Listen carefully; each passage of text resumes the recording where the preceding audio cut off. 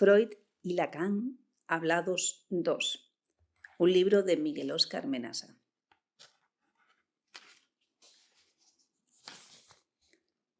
Comienza con el texto La familia como estructura sexual. Euskadi, 1979. Los pormenores de un destino me llevan por sus avatares siempre incontrolables a ponerme frente a ustedes en posición de levantar lo que, para mí, ya ha caído. La familia, la estructura, lo sexual. Quiero decir que en los tiempos que corren, si es familia, es cristiana. Si es estructura, es dogmática. Y si es sexual, es psicoanálisis. Y donde las matemáticas fueron el paso sin retorno, donde el hombre rompe por primera vez, en su historia como hombre, el círculo imaginario que sobre él determinaba la religión, el cristianismo será la posibilidad dramática desde la cual el hombre podrá matematizar los restos de aquel círculo. Y si bien el siglo pasado y la Coca-Cola han matado a Dios, debemos decir que todavía su palabra es verdad. Síntoma, mutilación. Lo que acabo de decir puede resultar solo la sugerencia de una guerra interminable y desoladora entre la religión y sus dioses y las ciencias y sus ejércitos, donde una y otra no se cansan de repetir que de triunfar harán que las ciencias o bien la religión, según el resultado, dominen definitivamente los bajos y misteriosos instintos del hombre. Yo preferiría entonces quedar excéntrico de vuestra mirada para poder deciros que Dios es a la religión como la ley a la estructura y el nombre del Padre a la sexualidad. Y no será necesario en esta exposición hacer una apología de la idea de Dios, ya que ella misma es su apología por ser palabra entre nosotros que estamos reunidos y del hombre se trata. Una vez escrita la palabra, dudé de mí al sentir que intentaba dar cuenta y gracias a la posibilidad brindada por ustedes, a los 38 años, de lo que creía superado a los 14 años. Dios existe. Yo soy Dios, contesta el ser humano, porque con mi propio cuerpo produzco el nombre que lo nombra. Y el lenguaje es Dios, porque su materialidad práctica, la escritura, es la materialidad histórica de todo lo vivido. Y por la irrupción brusca del lenguaje en el propio centro de la biología, en las propias entrañas de las leyes físicas, y no hablo de ninguna otra cosa que de las ciencias contemporáneas, y para no entrar en discusión las nombro: la teoría del valor y la teoría del inconsciente. La escritura será materialidad de todo lo soñado. La existencia de Dios se sobrelleva en condiciones lamentables. ¿Dios existe? Sí, pero en las entrañas del oro. Sí existe, pero en la posibilidad misma de la carne, porque Dios es deseo. Todo lo que no toco con mis manos, todo lo que no puedo con mi sexo, es Dios. Sésamo, ábrete. Y Sésamo se abrió, porque hubo un hombre capaz de llevar su propia razón hasta límites impensables para el hombre, y habló con una piedra. Y fue, como sabemos, en el principio el Verbo. Y no hubo después de ese momento ningún hombre sobre la tierra sin su nombre.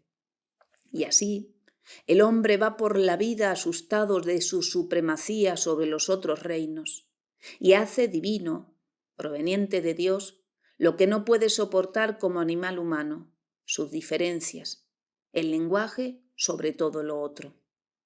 Y hasta tal punto del lenguaje, su tiranía actual, que hay en mí en el doble sentido de cromosómico y también de inconsciente, los efectos de sus leyes. Semejante y distinto, crezco humano, precisamente en el tiempo donde las letras se combinan en la palabra humano. Y sin entrar todavía en tema, quiero decir que con 2 meses y días de anticipación fui notificado de la participación del Grupo Cero en mi participación en la primera semana de estudios sexológicos de Euskadi, y que exactamente una semana después nos pusimos a trabajar en el tema unas 30 personas. Estando de acuerdo en la ansiedad que nos provocaba el título del tema encomendado, la familia como estructura sexual, ya que algunos de nosotros, llevados en el intercambio grupal a la comprensión de la familia como estructura sexual, estamos intentando en la actualidad, al mismo tiempo que vivimos, formas de convivencia que sin alterar claramente los modelos tradicionales muestren las fisuras por las cuales, en tanto estructura, sea posible la transformación de la sexualidad familiar.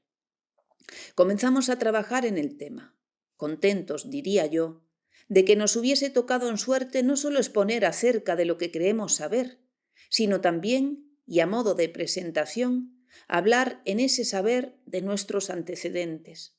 Un tema que por haber sido casi nuestra única preocupación en los últimos 12 años, tanto sabíamos de él, o por lo menos tanto tendríamos que saber. Ya que el grupo, con su propia vida e instrumentos teóricos, mediante y operando un descentramiento casi demencial, ya que cada uno es su propia familia y su condena es formar una familia igual, pudo ver en la familia, más allá de todo lo que ella propone como desvío para no ver, simple y sencillamente una estructura sexual desvariada de tanto querer repetir en el hombre, nosotros mismos, los precisos estados que por sexuales ella, la familia, como estructura, genera y legisla. Este descubrimiento, y debo decirlo porque de la familia se trata, es el motor que con su ilusión de una posible transformación de los modelos familiares determina nuestra vida actual. Y sin embargo, después de las primeras alegrías, nos dimos cuenta que nuestra experiencia vivida era solo eso, experiencia vivida. Es decir, que las marcas, las señales del proceso estaban o bien en nuestro propio cuerpo, de donde sabemos es absolutamente imposible encontrarle sentido, o bien, sin llegar a tener miedo, estaríamos anonadados por la ruptura estrepitosa del espejo donde Edipo, antes de nacer, ya había sellado su destino. Y queremos pensar que a pesar de la fragmentación especular a la cual nos había llevado nuestra manera de vivir, donde cada cual era otro y otro no podía ser sí mismo, el silencio marcaba el lugar de la estructura donde una vez más cada uno, uno mismo, padecía la ilusión de ser el centro del sistema, y que mirándose en uno cualquiera de los fragmentos del espejo, violentamente y sin llamar la atención de nadie, en silencio, conseguiría, ahora por autoprocreación, coronar su soledad y su silencio en un espejo de tales dimensiones como para que en él pueda volver a aparecer Edipo y nos dicte, antes de nacer, una vida ya vivida, la vida de nuestros padres. Alrededor de la invariante Edipo pululan los olores de una familia. Un padre muerto, una madre partida en dos y un hijo ciego. Y por si fuera una metáfora diría, un hijo generalmente extraviado.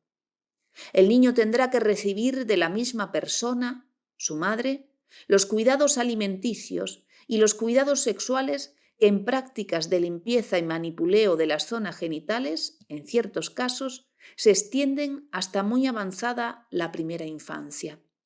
Entre tanta carne, sudor y leche que recibe de ella, tendrá que recibir también de ella, y por un mecanismo análogo de reflexión, el símbolo que lo hará hombre para el símbolo. Ella nunca es translúcida a su propia palabra. Del espesor de esa opacidad y de la dependencia extrema del pequeño niño en esos instantes, el símbolo impartido por ella, y en todos los casos impartido, ya que ella tiene como función reproducir, llega al niño de esa manera siempre resquebrajado. Y en los pliegues de ese símbolo resquebrajado se inscribe, a falta de otro escenario, la verdad del sujeto, su síntoma, su impotencia, su mutilación. Si es varón, podrá, pero no podrá. Si es mujer, directamente no podrá. Llevado ahora por un viejo vicio de cuando estudiante de psicoanálisis, pretendo continuar este trabajo tratando de ver cuáles son los bordes más adecuados para el encuentro. Y si considero, más allá de estar de acuerdo o no con lo que escribo, que en la palabra estructura podríamos hallar el espíritu teórico del título y en la palabra sexual su espíritu humano, nos quedaría por ver en la palabra familia el modelo ideológico desde el cual se imponen para su propio desarrollo como modelo que por moderno sea estructura y que por humano, ya que no queda otro remedio, sexual. Y como todo modelo ideológico condena a repetirlo o revolucionarlo, y si lo que está en cuestión es el sujeto familiar, debemos decir que en cualquiera de los dos intentos se le va la vida. El modelo, por ser modelo, se repite o se transforma según condiciones sobredeterminadas, y por ideológico se repetirá o se transformará solo sobre el propio cuerpo viviente del sujeto. Sin sangre no hay ideología. El vicio, que no llegué a mencionar cuando me era dable hacerlo, fue la epistemología materialista. Un modo no de producir conceptos, sino una manera de leer la producción de conceptos, es decir, una visión del mundo determinada, una ideología determinada desde donde ordenar, porque la ideología siempre es ordenadora, la producción científica. No somos, por lo tanto, una matriz elemental y sensible a todo.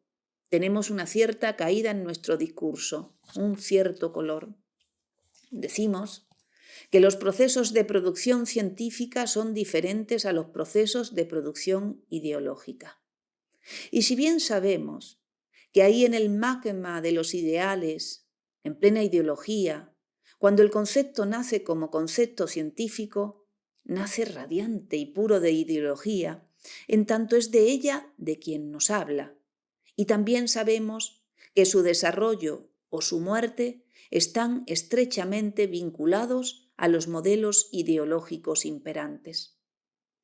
Un título que más que un título es en sus paradigmas a mi alcance por lo menos dos ciencias, donde en el encuentro con lo sexual la estructura se hace antropológica y en el sesgo donde lo sexual interrumpe su flujo para gozar o para morir, la estructura padecerá los defectos de la ley que la cultura impone a toda cosa hombre para poder nombrarse con su nombre y ser. Si Edipo reina, la ley prohíbe el incesto y propone para semejante objeto el inconsciente constituido como efecto de la prohibición, una ciencia, el psicoanálisis. De la realidad, metáfora de todo lo posible, las ciencias son todo lo posible de ser determinado. Más que verdad, símbolo. Más que progreso humano, cultura. Y cuando digo cultura, digo que desde su irrupción en el mundo terrestre, hay en las ciencias algo que se repite. Desde las milenarias matemáticas, y pido perdón por hacerles creer por un instante que las matemáticas tienen que ver con la familia, la ley de los números naturales nace entre un rosario de piedrecitas que se contaban y se descontaban y cada cosa tenía su correspondencia en lo real. Y los instrumentos de equivalencia nunca eran palabras. Ley que viene a nombrar la imaginaria cantidad que desde su reconocimiento como imaginaria mostraba precisamente en lo que regulaba los conjuntos de objetos reales su desconocimiento de la ley reguladora de dicho intercambio. Primer juego de pasiones, registrado entre el símbolo y la cosa, donde la cosa muere y el símbolo, dueño ahora del nombre de la cantidad, no recurre a la cosa para nombrarla. Y entre un Dios que tambalea porque trascender ya no es divino si lo simbólico, y un número que seguramente por ser generador de un modelo se mantiene ligado en el imaginario de la época a la cosa por un fino cordón umbilical, y donde todavía nombrar uno era de alguna manera recordar una cosa, y nombrar dos podía parecer como recordando dos cosas. El acontecimiento del número irracional termina con el dominio de lo real y condena al hombre a que lo simbólico sea su última palabra. Y queriendo insistir en esta detención, porque la creo imprescindible, antes del símbolo era la cosa contra la cosa, y su regulación dependía del impacto que en el imaginario de los sujetos provocaba la cosa misma. Por tanto, su valor no dependía de nada determinable, sino más bien que variaba con las variaciones de la realidad donde acontecía la operación. Y como sabemos, esto se llamaba manipulación ideológica de la realidad. Y así es, como toda estructura determinada, y las matemáticas se precian de serlo, no solo es producto histórico, sino un movimiento de generación histórica. Y así es como en ningún otro lugar que en el vacío formal de las proporciones geométricas sin contenido, donde la física encuentra la estructura formal abstracta de sus primeras leyes.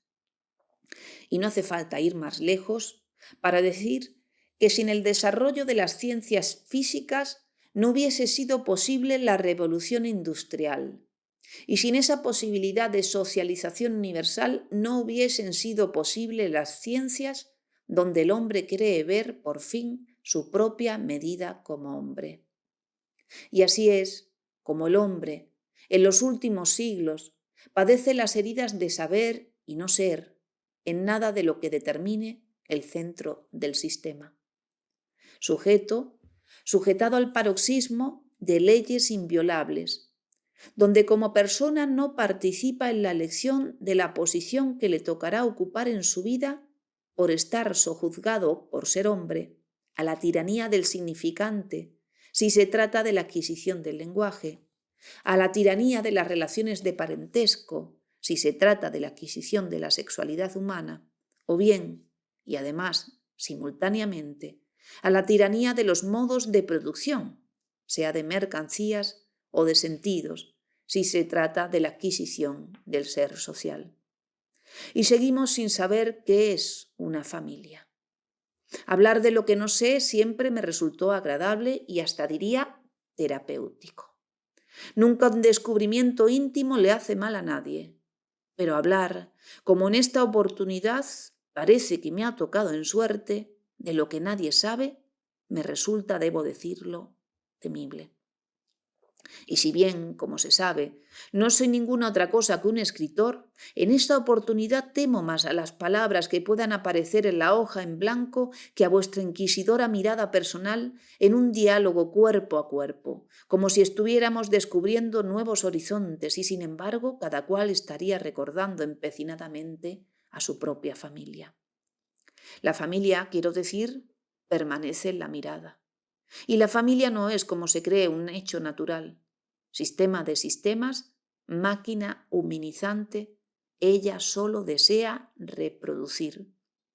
Mi mirada es vuestra propia mirada, y el amor que se desprende de esas cálidas miradas es ciego. Y hablando del sexo y del ojo, recuerdo una frase de la religión que, por ser religiosa no menos familiar, si un ojo te da la oportunidad de pecar, arráncatelo. Tratando ahora de no desviarme demasiado de la dificultad que presenta para mí el tema en cuestión, diré que hablar de la familia como estructura sexual no es hablar de ningún modelo teórico para dar cuenta de ningún modelo familiar, sino más bien hoy día se trataría de hablar de la máquina o bien del centro de la máquina productora de los modelos. Escenas desde las cuales el sujeto familiar accederá al ser social y por esta manera de comenzar a vivir como sujeto humano limitará toda su experiencia. Estructura reproductora de la especie humana, donde la mujer no existe sino como función madre. para imponer en lo que nace humano, semejante, pero no igual, una ley que desconoce y que no dictó, ya que fue la incalculable voz de su madre, ciega, quien le habló de su padre ya muerto, que cuando habló, habló por la boca de su propia madre, también ciega. Como vemos, un concierto de sirenas en plena noche, una cadena al parecer interminable que nos tiene atados por humanos a la misma.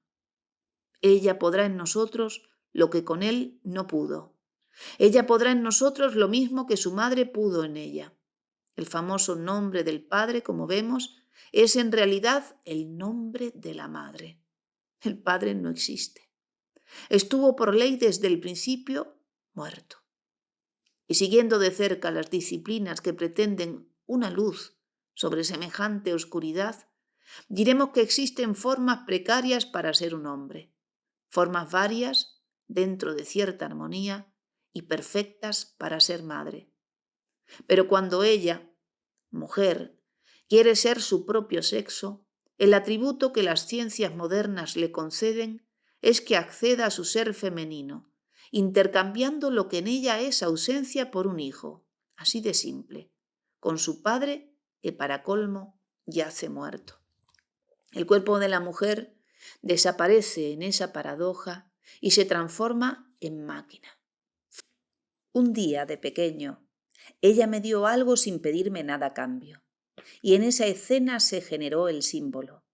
Y el símbolo no es el viento que corre, sino el recuerdo permanente de aquello que no hubo en el primer movimiento.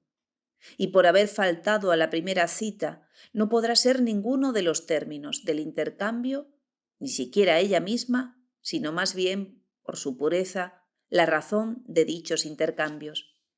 La familia, entonces, está capacitada por estructura a que se produzcan en ella transformaciones en todos sus elementos y sus relaciones entre sí frente al movimiento, por mínimo que sea, de cualquiera de sus elementos constitutivos. Para reproducir o producir en sus transformaciones, y ahora por sexual, entiendo que no por sexual deja de ser social, goce, mercancías, ideología, hijos. El goce no necesita para su producción de ninguna formación especial, y la producción de mercancías, más allá de cualquier relación entre un hombre y una mujer, depende de la relación entre fuerza de trabajo y medios de producción. Tenemos entonces que la familia así creada es una máquina reproductora de hijos, estructura que hasta que no se demuestre lo contrario, tiene como función reproducir, conservar y cuidar la especie humana. Y por esa brecha que deja lo biológico, máquina al fin, reproduce ideología. Y parece ser que en las sociedades judeocristianas, el modelo primordial, mítico, es aquel primer hombre, aquella primera mujer que Dios Padre creó y ahora en su nombre, es decir, en el nombre del Padre, para que a su vez poblaran el mundo. Y si nos permitimos, podríamos leer en esa construcción delirante del comienzo de lo humano las marcas casi indelebles de nuestra miseria actual. Un Dios que al no nacer por ser eterno, niega las diferencias sexuales entre hombres y mujeres, y por lo tanto su propia posibilidad de ser humano, es decir, nacer distinto pero semejante, de padre y madre humano. Un Dios que después de tener un hijo, Adán, un hijo sin madre, para poder ser él, Dios, padre y madre también de lo que ahora sería su gran creación, el hombre masculino. Y es aquí donde reniega, es decir, niega por segunda vez las diferencias sexuales. Y un Dios que reniega las diferencias sexuales entre los pequeños hombres femeninos y los pequeños hombres masculinos existe, pero como habíamos dicho anteriormente, en condiciones lamentables. Es, se quiera o no, un Dios perverso. Vayamos imaginando ahora el destino que espera a la mujer en este sistema así creado, ya que Eva, la mujer de la historia, accede a la vida no desde la carne de ella ni de la tierra, sino en el intercambio de las relaciones homosexuales, pido perdón por la palabra, entre Dios Padre y Adán hombre. Por lo tanto, nace como producto efecto del trabajo humano entre dos hombres masculinos. Ella no es de otra manera humana como todos, es decir, distinta, pero también y simultáneamente semejante, sino que ella es directamente distinta. Más allá de lo natural, más allá de lo humano propiamente dicho, nace cultura y por lo tanto puede intercambiarse. Ella es una riqueza en sí misma. Por ser cultura es valor y se puede tener o no tener, como los significantes, como las mercancías que a la larga de estos sistemas de vida siempre terminan perteneciendo a una persona en el mismo momento que le son privadas a otras. Intento ahora despejar mi mente y, por qué no decirlo, también la vuestra. Intento saber no solo los misterios del hombre en general, sino también los misterios de mi propia mente, y en ese saber incluir los misterios de vuestra propia mente. Y no es que en este momento me interese saber cuál será el destino del hombre, o bien el destino de mi mente, sino más bien, lo digo sencillamente, hoy me gustaría hablar acerca del origen del hombre y acerca del origen de mi propia mente. Quiero decir que en estos niveles mi ignorancia es verdaderamente grandiosa, ya que en el origen del hombre, que debo llevar grabado en el origen de mi mente, será sin duda aquel que mi padre no solo reconocía como verdadero, sino que me transmitió como verdadero. Y así fue que en los cálidos brazos de mi madre y entre su respiración siempre entrecortada por mi cercanía, aprendí que Dios es eterno y su reino son los cielos, también eternos. Sin ningún motivo aparente creó la tierra y el agua y los seres vivientes que habitan la tierra y el agua. Y hasta aquí podríamos decir que esto hubiese bastado para entretenerse, y sin embargo, tomando un trozo de barro entre sus manos, y como vemos en el avance del relato, Dios termina teniendo, y esto ocurre en cualquier relato, alguna forma antropomórfica.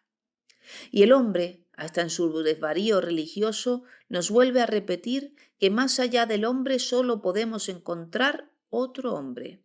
Y generando con ese gesto de sus manos las leyes de la expresión plástica, construyó un pequeño hombrecito de barro, de sexo masculino, y con un soplo vital tuvo también sobre su tierra un hombre masculino como él, que era Dios Padre.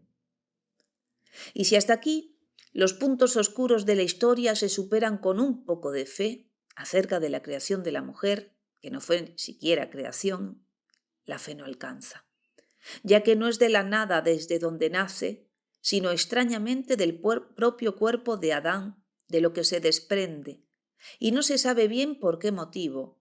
Dios quiso que Adán, antes de ser el hombre para Eva, fuera precisamente la madre para Eva. Pensamos que en esta ceremonia no faltó, y pensamos que precisamente ello la hizo posible, el soplo divino que ahora no ya sobre el barro y como una especie de semen simbólico, masculino, que genera el contacto con un trozo de carne masculina, una mujer, Eva, que como vemos es producto de la relación entre dos hombres. Quiero decir, y no sé si es interesante decirlo, que si Dios hubiese tomado un trozo de barro para crear a Eva en lugar de la costilla de Adán, puedo asegurar que la historia de la civilización judeo-cristiana hubiese sido otra. Con el intento de seguir conversando, doy por verdadero el mito hasta aquí. Y creo que un Dios todopoderoso y eterno que vivía en los cielos, también eternos, decidió, por el aburrimiento que genera en todos los casos la eternidad, sobre todo cuando esa eternidad no tiene el rango de escritura, crear la tierra y sus habitantes, los reinos animal, vegetal y también mineral. Reino este último que no se considera viviente, y por lo menos para el común de la gente, en boca de una biología que si no acallamos urgentemente nos terminará diciendo que la materia viviente es sólo aquella que mediante sucesivas transformaciones pueda llegar a ser materia divina. Y ese Dios, único, eterno y ambicioso, quiso también crear la cultura y sus habitantes, el Verbo, el hombre. Pero es precisamente aquí donde este Dios comete su primer error, ya que por eterno negaba y por único renegaba de las diferencias sexuales, es decir, las desconocía. Y como entendemos desde nuestro saber actual, sin ese reconocimiento es absolutamente imposible el lenguaje, el hombre.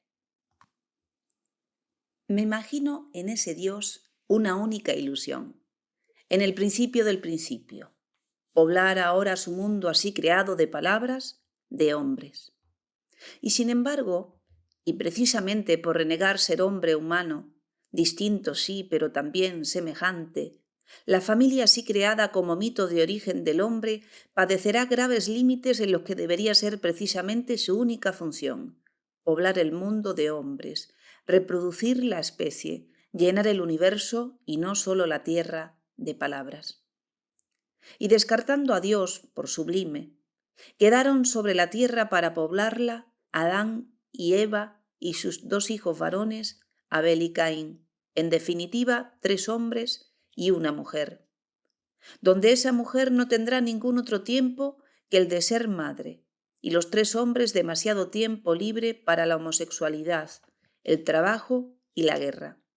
Y después de haber cometido ese descomunal error, todo se desvía, y es así como el bien, representado por Abel, muere en manos del mal, representado por Caín.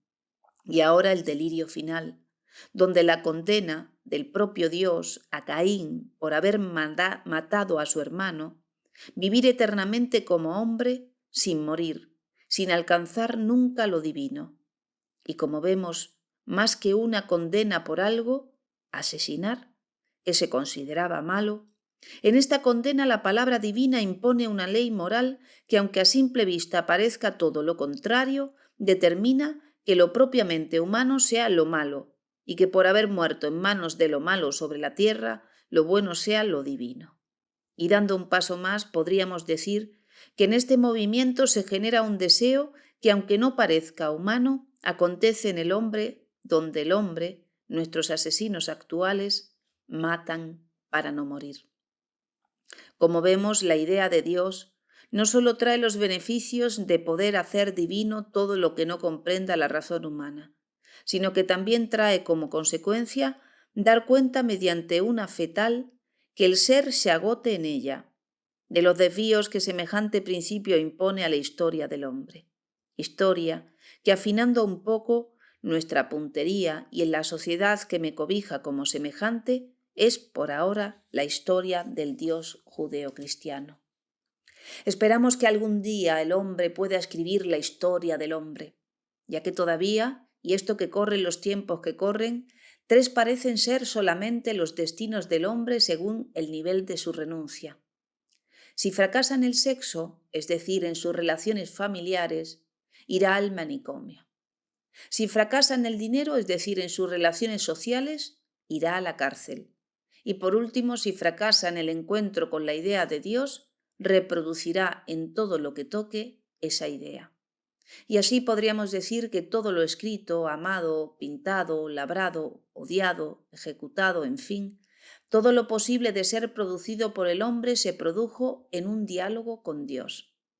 Por lo tanto, el hombre todavía no conoce los efectos de una conversación con otro hombre, y menos aún conoce los efectos de aquello que por creer una explosión cósmica tanto tememos.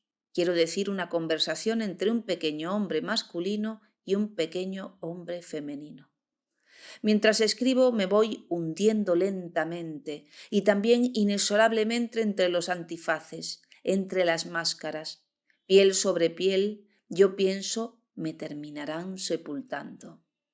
Un hombre debe quedarse tranquilo en su casa para ser lo que debe ser, si no, claro está, será otra cosa. Y en esa otra cosa, fuera ya de lo que debe ser, se le quitará la casa y la tranquilidad y a veces, y aunque ni yo mismo pueda creerlo, se le quitará también su propio hombre. Y ahora Tendrás esta mujer y entrarás en su sacrosanto cuerpo, no por divino, sino por único, y ahí precisamente su divinidad, al atardecer y al amanecer. Y serás el hombre que trabajará y hará la guerra para mantener ese mito imposible. Y entonces serás respetado como hombre y tu mujer será respetada como madre de tus hijos, que a su vez, si tú sigues trabajando todavía, serán respetados como hombres. Y como rescate, por tanto, respeto el pago será no acceder a la heterosexualidad. Pero si tu deseo de Dios no es infinito, ella no será la única fuente de tu placer y entonces otros cuerpos, otras palabras que las mías en ella llenarán tu vida de nuevas ilusiones y libre serás condenado a no saber si alguna vez podrás tener una mujer y tener un hijo será en todos los casos insospechadamente dificultoso. Y con el tiempo, si persistes en luchar por un mundo que no tenga la armonía de lo divino, se te quitará el dinero y el sexo, y si todavía persistes, morirás en el hospicio o en el hospital, reventarás tus malos instintos entre las cuatro paredes de una celda, o bien se te condenará, por último, a escribir un libro de 100, 200, 3000 páginas, y serás eso. Una familia humana, y lo digo aunque sé que será difícil conseguirlo, tendrá que tener, está claro, hombres y mujeres, pero en proporciones tales como para que la ley que se desprenda de esas proporciones permita una libertad sexual para la mujer y una libertad de procreación para el hombre. Funciones que en libertad no solo serían más adecuadas a las posibilidades, si ustedes quieren, casi biológicas de ambos, ya que tener hijos es fácil para el hombre y tener goce es fácil para la mujer, sino también funciones que en su intercambio, además de reproducir hijos e ideología, producirán goce, es decir, nuevos sentidos a lo dado. Y ahí, donde lo biológico, como animal, transforma en metáfora su contenido y desea como humano, impone a la reproducción el límite de la creación de un nuevo sentido, y este límite perturba definitivamente la transmisión de ideología. Digo que al llegar a este punto estaríamos en condiciones de cambiar. Y sin embargo, estamos en condiciones de pensar que la familia como estructura sexual nos brinda una sexualidad familiar, con límites precisos, con invariantes sistémicas y variables que, si bien en sus transformaciones implican las modificaciones de todos los elementos del sistema y sus relaciones entre sí, nunca implican la modificación del sistema como tal. Decimos que si persistimos en ver a la familia como una estructura sexual, padecerá los efectos de ley de esa estructura y sus patrones. Lo que no es como yo misma, dice toda estructura, traiciona. Y para no ser traidor en la estructura familiar, solo se podrá ser normal, neurótico, perverso o psicótico. Y hay los límites. 4 figuras alejadas del hombre es lo que el hombre puede ser en la estructura familiar. Una ley y sus posibles relaciones con esa ley. O soy neurótico, es decir, ella misma, y cargo con su responsabilidad, o soy psicótico, es decir, ella no existe y no accedo a la responsabilidad, o soy perverso, ella existe, pero muere, y sobre su propia muerte nazco irresponsable. O por fin, soy un hombre normal. Transcurro como naturaleza, crezco según el ritmo de las edades y por el brutal sometimiento se me permiten ciertas transgresiones de ciertas leyes y no se me castiga por ello. Paso a formar parte de los poderosos.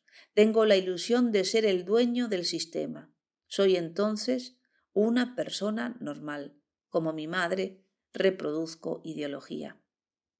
Como vemos, en dicha estructura queda poco espacio, casi nada, para que nazca un pequeño hombre femenino o un pequeño hombre masculino. La heterosexualidad por ahora, solo una sugerencia del lenguaje, de ninguna manera por ahora posible. Delicadamente, vuelo por los perfumes de mi infancia. Veo a mi madre, cálida presencia petrificada en su propia mirada, embalsamada entre mis brazos. dictándome con su sonrisa labrada en bronces y jazmines leyes incomprensibles para mi corta edad, y abre sus brazos y su pecho se abre como una paloma partida por el viento y caigo en esa herida para morir. Quisiera, y antes de proseguir en un breve paréntesis, decir que la palabra estructura se me aparece opaca como concepto, ya que no sé muy bien si da cuenta de los mecanismos familiares o bien se trata del aparato represivo del que la familia dispone para el cuidado de sus formas, para vivir eterna. Palabras como verdadero o falso, niveles de profundidad y de superficialidad, la seriedad del investigador o la falta de ella, en él hablan a las claras de pensamientos que más allá del bien y del mal pierden sus estribos. Y ahora, fuera de sí, son capaces de ver, ya que el mal reside en la mirada, tanto en una tribu primitiva y americana como en un apartamento céntrico, una máquina reproductora donde las características fundamentales son una mujer que ofrece en todos los casos su cuerpo para las ceremonias y un hombre que más allá de su grandeza o de su miseria, cada vez que está enfrentado a ella, tiene que ver con el nombre con el que se nombra las cosas. Y para colmo, una sola verdad. La ley procurando a través de todos los tiempos, a través de todos los espacios, ley que se nos muestra con las infinitas caras de la sabiduría, se corporiza en sus efectos. En su nombre se dan recompensas y castigos. Es justa, soberana de mí, fuera de mí, persiste. Es Dios, símbolo entre símbolos. Nunca fue carne ni pasión, estuvo siempre muerta. El Edipo, entonces, cuento con el que se trata de sugerir que la familia como estructura sexual padece los efectos de una ley precisa que legisla y determina sus desarrollos y sus posibles eventualidades. Ley que pide para su cumplimiento no solo la prohibición sobre persona o cosa o partes de persona o cosa, sino el deseo de transgredir y su renuncia. Desear, dice la ley, desea todo el mundo de la misma manera. Las diferencias, defectos, quedan marcadas en los modelos de renuncia. El niño nace, escandalosa placa sensible y totipotente, capaz de registrar la mínima diferencia de sentido, las más grandes imposiciones, los más grandes desvíos.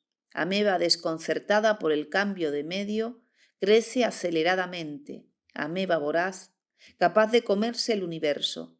Debe ser detenido a cualquier precio su crecimiento, o por lo menos a cualquier precio encaminar dicho crecimiento en el sentido de un debe ser humano, donde su necesidad, por ser necesidad animal, será saciada, y su deseo, por ser deseo humano, será reprimido. Cantemos, y también lloremos, porque el Hijo de Dios está a punto de morir. Se separa definitivamente la carne del espíritu. Morir para ascender entre vapores de locura hasta el símbolo. Su propio padre, muerto antes que él y también simultáneamente, víctima del mismo mecanismo, inalcanzable, nombre del nombre de las cosas. Y ahora que ya no tiene cuerpo, deberá embarazar a una mujer mediante lo que medie. Y el hombre será a partir de ahora siempre un otro del otro, y siempre en distintas direcciones. Por esta senda, su amor y su deseo son inconciliables. Y esto, antes que a mí, antes que a ustedes, le pasó a Jesucristo, que como sabemos, su familia, palabra esta que ha suscitado nuestro encuentro, es el ejemplo más nítido, más alto, más elocuente de nuestra organización familiar actual. Una madre, María Virgen, que jamás accederá a la carne. Otra madre, María Magdalena, que jamás accederá al Espíritu. Un Padre, Dios, que jamás accederá a la carne. Otro Padre, José, que jamás accederá al Espíritu. Una Madre, María Virgen, que jamás accederá a su ser femenino, ya que si bien está destinada a la reproducción de la especie, Madre de Jesús, Tiene, como todas las vírgenes, montado sobre el principio de realidad, el principio de placer. Y esto solo es un polo de su síntoma, ya que toda vez que se trate de la genitalidad, no gozará. Podemos ahora imaginarnos, si ustedes me permiten, aquella noche inolvidable, noche mítica por excelencia, donde ella hace el amor con él, espantapájaro sensible, para que de su cuerpo sin solución de continuidad, niño o Dios, se desprendiera el producto de aquella unión deforme, producto desvariado e incompleto que para sobrevivir como semejante, humano, deberá entregar su vida a otro para no morir. El pobre Padre real, el pobre carpintero José, ya que de Dios el Padre simbólico se le aparecía a ella y conversaba solo con ella, porque ella, como mujer, era la que debía transmitir su mensaje, que por ser un mensaje de él en ella, podemos decir llanamente, reproducción de ideología. Y no se le aparecía ni conversaba con José, porque José solo tendría que ser carne sin espíritu, fetiche, máscara de varón cuyo único sortilegio fue proclamar para las familias cristianas que a pesar de todo los hijos nacerían mediante la práctica de la heterosexualidad. Y ella, María, Virgen y Madre, tenía esa noche una doble función. Por un lado, ser la madre del niño y por otro lado, permanecer virgen. Espléndida, desnuda pero petrificada, hermosa como nunca, con los ojos y con los dientes entreapretados y al borde siempre de algún llanto o alguna risa cristalina. Inmóvil, como tocada por un dardo envenenado, detiene por un instante su corazón. Por un instante se detiene el deseo sobre la tierra y ella, muerta por un instante, concibe ahora ya sin inconveniente alguno, en su propio vientre, el fruto que por mandato divino, orden simbólico, por ley y por padre, reside en ella como palabra de su propia madre.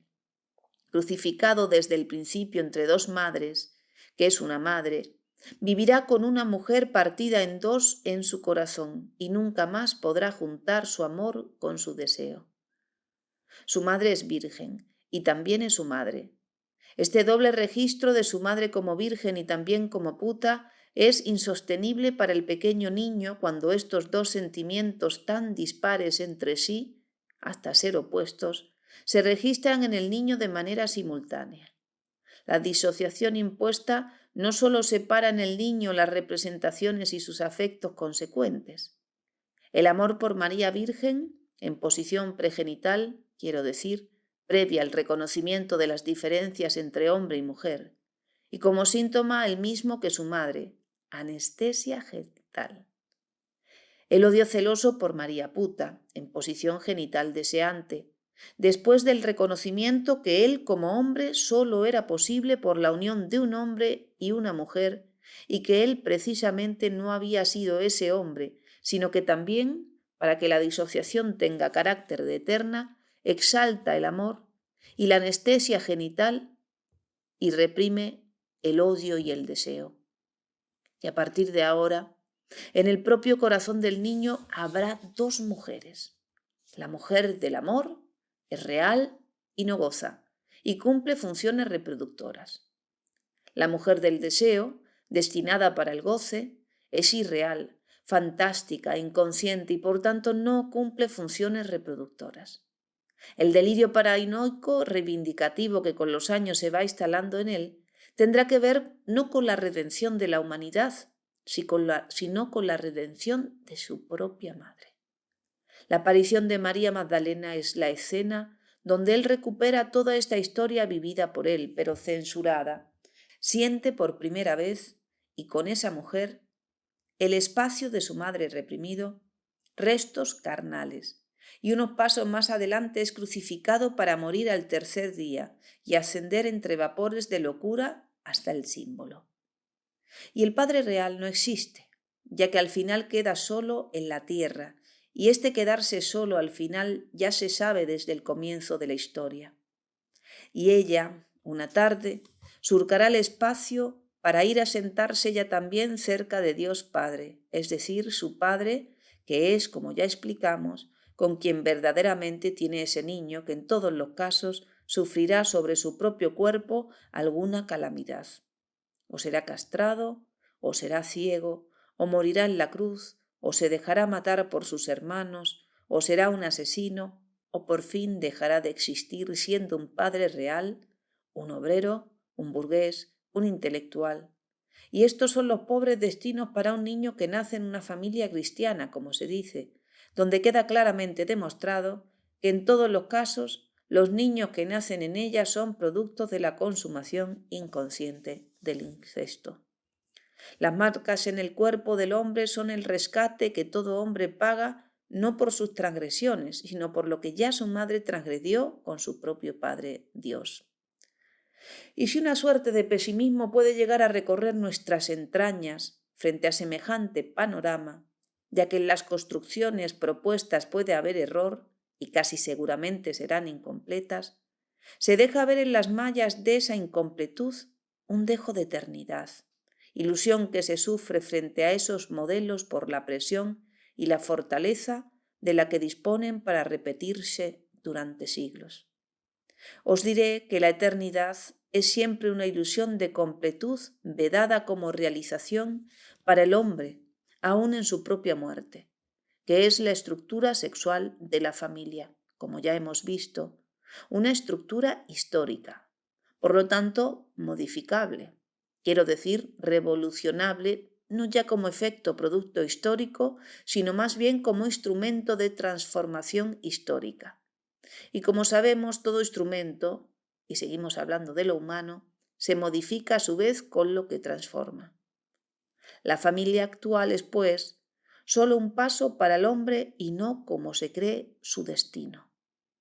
Y si proponemos la teoría del inconsciente y la teoría del valor y el nexo de la poesía para que ambos métodos, que son de interpretación y construcción, no pierdan su fortaleza en la repetición, la poesía, decimos, para que cada vez, en contacto con lo que se transforma en su aplicación, genere cada vez un nuevo sentido en sus propias entrañas, para que no haya pereza, enmohecimiento. Y ya sé que decir que dos ciencias y la loca poesía pueden con la vida del hombre, que ya casi ni el hombre mismo puede, también parece un sueño. Y sin embargo, más allá de los aportes acerca del tiempo del hombre, que nos pueda brindar con el correr del tiempo la tan mal comprendida por ahora teoría de la relatividad, son la teoría del valor, por un lado, mostrando la ceguera del ser social, y la teoría del inconsciente, mostrando la ceguera del ser del lenguaje, dos determinaciones que, si bien incompletas, no por eso menos científicas, o mejor dicho, científicas precisamente en su incompletud, en su movimiento, en su transformación, y por eso pensamos capaces de dar cuenta de las poderosas ideologías que, frente a la determinación inconsciente, proponen la coartada de un yo consciente y voluntarioso capaz de decidir por sí mismo desde donde el sujeto del inconsciente creerá imaginariamente, ideológicamente, que su yo es el centro de su persona y que frente a la determinación de las relaciones sociales, ocupe la posición que ocupe en el sistema, el sujeto social padecerá de no ver precisamente lo que determina y ofrecerá como coartada a esta ceguera la ilusión como persona humana, no sólo de participar en la elección de su posición social, sino también le hará creer como persona, sea la persona que él y su oponente, sea el oponente que sea, alternativamente, una vez su oponente, otra vez él, que ya le tocará, ocuparán alternativamente el centro del sistema. Ideología va, ideología viene, y estos vaivenes de pasiones siempre iguales a sí mismas nos terminarán matando. Y por eso la insistencia en que solo un saber científico, y será científico solo por eso, podrá dar cuenta de un saber ideológico y por lo tanto transformarlo, y precisamente allí, en su contenido, ya que todo contenido de los modelos ideológicos son contenidos humanos, por lo tanto, transformables. Y antes de cerrar este sentido, diré todavía que las disciplinas nombradas en su desarrollo teórico práctico, entiendo por práctica los modos de apropiación de lo real, no solo proponen sus propias modificaciones metodológicas cada vez que lo requiera cualquier obstáculo que surja en cualquiera de los polos que determinan sus movimientos, sea del objeto del conocimiento, sea del objeto real a conocer, sino que también proponen una modificación, una verdadera subversión, por su modo de ser ciencias, del modelo filosófico de la producción de conocimientos científicos. No llamas causas produciendo a su antojo y semejanza los efectos que en todos los casos preexistían en ellas, sino más bien casi un encuentro apasionado con la cosa misma, es decir, los productos finales para la circulación de las estructuras en cuestión, en el caso del valor, la mercancía, en el caso del inconsciente, el habla. Es decir, se parte de los efectos concretos y se reconstruye, para decirlo de alguna manera, a la inversa, el camino del trabajo productivo, y se construyen las causas y las leyes de producción de dichos efectos. La razón, más que patas para arriba, queda en el encuentro con estas dos ciencias, yo diría despanzurrada, hecha fragmentos. Y he aquí que el reino de la locura, producto de la estructura familiar cristiana, como el reino de la pobreza, producto de la estructura social capitalista, son, se quiera o no, la última defensa de un sistema de ideas que ya se desmoronó en los libros. La realidad, si nuestra acción es transformadora, tarde o temprano ocurre. Y todavía, antes de terminar, quiero decir que si bien me hago responsable de todos los desvíos, tanto de las conversaciones mantenidas como de los textos leídos, porque yo tuve como función hacer escritura, es decir, dar su materialidad a todo este trabajo humano realizado, no puedo, aunque quisiera, hacerme responsable de las dimensiones en el contenido de los desvíos, ya que esas dimensiones, y ahora lo digo claramente, no hubiesen podido producirse sin el trabajo grupal previo al momento de la escritura. Y sin embargo, hay todavía algo en mí que me lleva por instantes, y un instante también es toda la vida, a sentirme el único responsable de todo lo escrito, y hasta darme lamentables excusas que hagan por un instante, y un instante puede ser toda la vida, razonable ese estúpido sentimiento que me acerca a Dios, y no solo por sentirme el único responsable, sino y más bien, todavía, por fantasías no resueltas acerca de la perdurabilidad de lo escrito. Sentimientos, no por vergonzosos menos importantes, en la articulación de lo que será, por lo que soy de ser, mi vida, que no mencionan claramente la lucidez que a veces me acompaña. Una especie de lucidez afectiva, porque no se trata de ninguna lucidez capaz de entrar en lo más profundo de los misterios humanos, sino más bien en la misma superficie que vi ayer. Hoy siento otra cosa. Y si siento una cosa que nunca sentí, y si anonadado por ese sentimiento inesperado pronuncio una palabra que nunca pronuncié, quiere decir entonces que lo dado es inmutable. Y ya hablaremos en otra oportunidad de ello. No eran los sentimientos. El odio puede mitigarse, las guerras pueden no ser a muerte. En cuanto a la voluptuosidad de poder, en lugar de esperar que se desvanezca con los años, debemos estropearle su danza antes del final. En todos los casos es la muerte. Concibiendo relaciones heterosexuales posibles entre hombres y mujeres, entre pueblos, entre naciones, entre lenguas, y si se entiende, y no sé ahora si para que se entienda o para que podamos comenzar juntos la desorganización de un sentido dado, unas relaciones tales que conciban dentro de sus límites y como sexualidad humana las relaciones heterosexuales de los pequeños hombres, mujeres, terrestres, con el resto de los habitantes del universo. Y no dejo de saber que un extranjero es también, en todos los casos, un ser del espacio celeste. En una ciudad desconocida, un extranjero es también un extraterrestre, un extraño a todo, un hombre pero fuera de lugar, ya que no solo ignora nuestros gustos actuales, sino que peor aún, desconoce la historia del largo peregrinaje emprendido hace miles de años hasta llegar aquí. Y estoy casi seguro que seríamos capaces, y también yo, de designar un ladronzuelo o tal vez una puta para que puedan decirle a ese otro humano pero diferente, sin saber lo que dicen: si no has puesto nada en esta tierra, no te pertenece. Como si la tierra humana fuera la tierra donde vivo, o bien como si la tierra que no ven mis ojos no fuera tierra humana, donde otros humanos como nosotros mismos, que seguimos sin poder reconocer como distintos pero semejantes, hubieron también ellos de realizar el largo peregrinaje durante miles de años para ser hombre como nosotros. Y sin embargo, todavía no puedo reconocerlos semejantes. Mi tierra sigue siendo la tierra donde vivo. Toda mujer sigue siendo mi madre, todo hombre mi padre, y lo que no ven mis ojos no existe. Estoy condenado a morir exactamente el día de mi muerte sin conocer lo humano, la familia.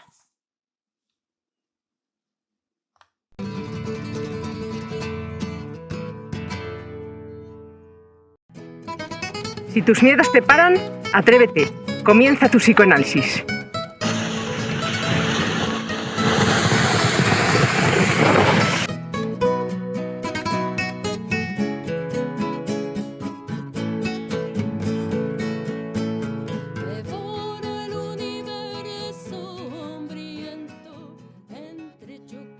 Los problemas de salud mental son cada día mayores. Son necesarios profesionales cualificados. Te ofrecemos una cuidada formación en psicoanálisis impartida por psicoanalistas con más de 20 años de experiencia clínica y en formación continua en la Escuela de Psicoanálisis Grupo Cero. Súmate a un futuro brillante. Contacta con nosotros y reserva ya tu plaza en nuestro seminario.